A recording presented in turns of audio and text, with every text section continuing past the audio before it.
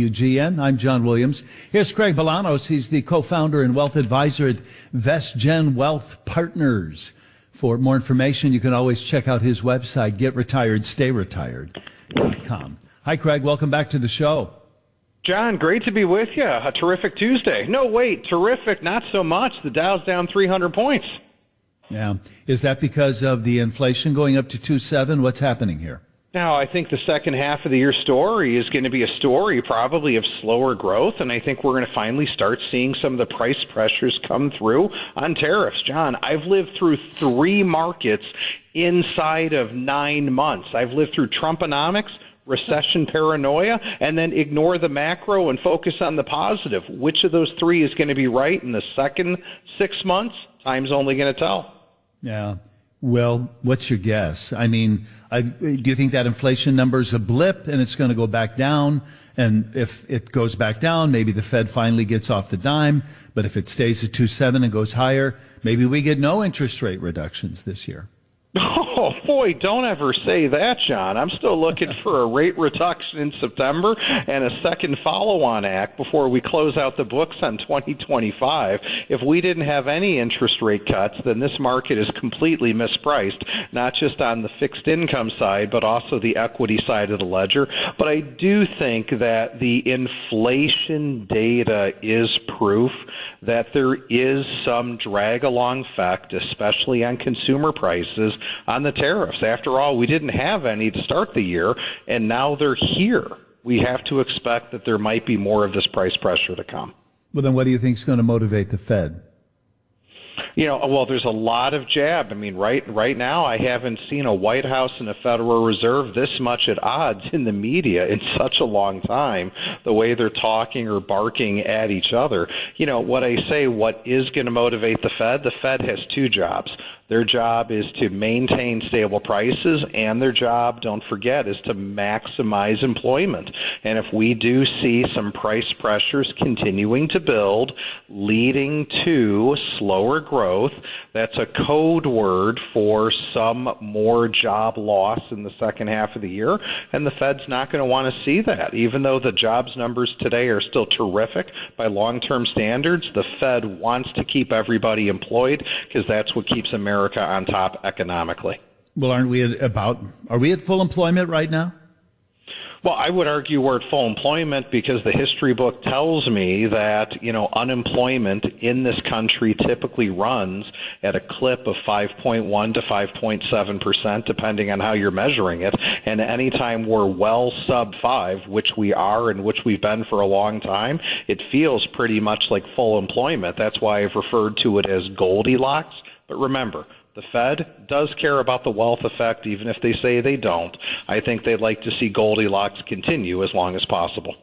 So what's your forecast then for the markets for the second half of the year then?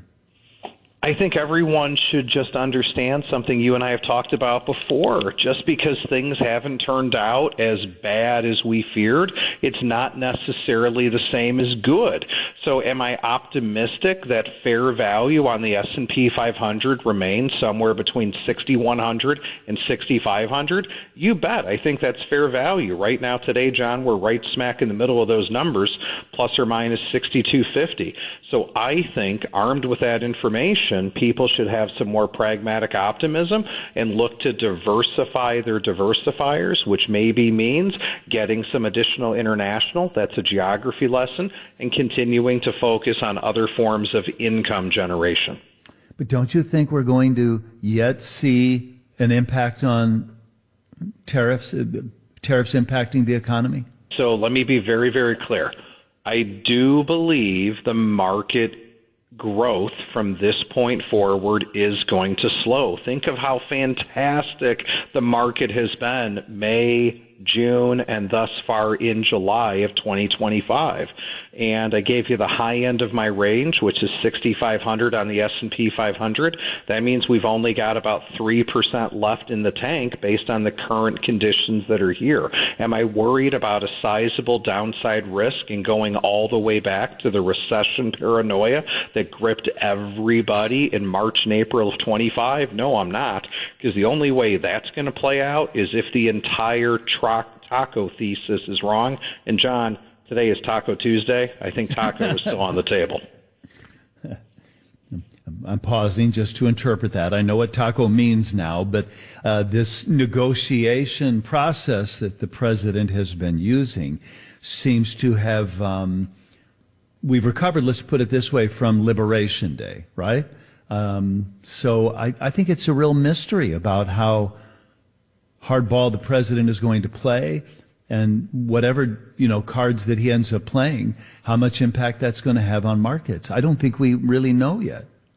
No, we don't know, and that's why I think people should be controlling what they can control. And one of the things we all can control is the risk budget in our portfolio, which is making sure we're not being too complacent, making sure we have a disciplined approach to rebalance from stocks to bonds or other safe alternatives, because I think a lot of investors have used a buy the dip mentality with tremendous success over the last 5 years, and that continues to work up until it doesn't.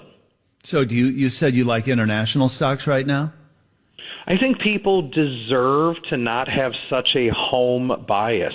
There's nothing wrong with having a home bias. America is great. Everyone flies the flag. It's not just the 4th of July. It's an all-the-time thing. But I think when you look at people's portfolios, most people have missed the fact that from October of 22 up until today, international investments like EFI, Europe and Far East, have been doing better than the USA index. What does that mean? A lot of money is in mutual funds and ETFs, and a lot of money gets into mutual funds and ETFs based on 3-year numbers, John. We're going to come up on a 3-year back test come October of this year, and I think when people see those numbers in dollar terms, more fund flow is going to go internationally, so it's not too late. I think people should look to diversify their diversifiers, and if you're all U.S., all S&P 500, I think you got to spread the risk around. So you started to answer the question then. So how do you do that? What do you put that money in? Like, I would know what an S&P index fund looks like. Is it an ETF, and is there a Europe or Asia-based ETF, or is it more cap size, or is it more sector? What's an international investment look like to you? Well, I think the Internet's democratized information. So for anybody who's out there listening to us, which I know is a large audience on your show, John Williams, I think people can go online if they're not currently working with a great advisor, and they can Google, per se, some great broad-based international diversified index funds that are going to get people access into Europe and Far East, broad-based developed markets, and some exposure to emerging markets. And if people want to learn more, they can connect with a great advisor like us, John, at GetRetiredStayRetired.com. We'll give people our curated list. But the bottom line is, if you find your portfolio being grossly overweight to just the S&P 500, I think you're taking on some asymmetrical risk, and I think you need to diversify into the second half of the year. Well, I also wanted to ask you about some fixed income products, but we'll do that in a minute. It's 12:44. This is the Wintrust Business Lunch. Craig Bolanos is on the line, and we'll repeat that website in a minute. But right now, we're talking to Craig Bolanos. He's the co-founder and wealth advisor at VestGen Wealth Partners. For more information, their website is GetRetiredStayRetired.com. We really haven't talked about NVIDIA, the $4 trillion company, and chips to China. What should we know about that, Craig? Well, it looks like the chips are going to be moving again. And isn't this just proof once again that the intrinsic value from AI is pushing its footprint all across the globe? And yeah, I mean, we're no longer going to curb as much of the exports to some of our competitors like China. The Trump administration just went ahead and eased that export earlier today. Maybe that's in response to what President Trump is trying to negotiate with Russia, trying to get Russia to comply on Ukraine and doing some olive branches to some of Russia's largest trading partners like the Chinese and India. So we are allowing the sale of NVIDIA chips to China, which is not the same as a tariff on China. What about their exports to us? Where are we on that? You know what? I think I just had an out-of-body exorcism over the course of the year. John, I'll be honest with you, I've lost track between what's a reciprocal tariff and what's not. The bottom line is there's still an August 1st date that looms large for tariffs. I think we'll continue to move those dates back in the sand, but for countries that aren't viewed as our ally, the prices are going to remain elevated. And that's Russia now? Well, it's always been Russia, but certainly China. I'm not sure where we're going to be on the tariffs with China when everything is all said and done, John. Right, but we've been late to the game with Russia on this, and now they've got 50 days, another random number from the president. But Russia trade isn't that important to us. Militarily, geopolitically, yes, but is trade with Russia that important? Trade with Russia is directly not that important, but having a world that's in balance and a world that's not burning and ending the second largest land war since World War II had developed Europe would be a very nice win to calm markets and ease some of the pressures that are there that hang above all of us. Well, what about fixed income? You were talking about international indices before the break, but what about fixed income here? What are you telling people about just parking their money and grabbing your 4% or whatever it is? Well, I think you can get 4% in a money market. I would argue on fixed income, or what most of us affectionately call bonds, John. It's a great opportunity. In fact, here are some of the numbers. I pulled it up on commercial break. People can invest with yields to maturity in high-quality corporates right now, and those high-quality corporates on a 5-year run at 4.7, 7-year 5.1%. So if you wanted to buy some bonds, sit on them until maturity, you can just clip a guaranteed 4.7 and 5.1% taxable. But don't overlook tax-free income, John. You can only spend what you get to keep after taxes, and the municipal bond market is on sale. People today can buy 7-year tax-free munis just north of 4%. That's a tax equivalent yield of 6.5. So if you can tell by the inflection in my voice, I think bonds are exciting. I think bonds are the ballast to people's portfolio, and I think more people should spend time generating and locking in income, because you want to lock in the income before the Fed lowers rates, which I still think happens at the end of the year. So what's the balance then? Are you a 60-40 guy? I know it depends on the age, and I know I've asked you this before, but what do you think an appropriate ratio is, bonds to stocks? I think an appropriate ratio for everybody is what gets them retired and keeps them retired. And depending on someone's cash flow needs, net worth, and risk budget, the answer is going to differ. But I think, John, what people should be looking at in today's environment is let's challenge the traditional 60-40, 60% stock, 40% bonds. I think it's a tried and true way to create and build wealth.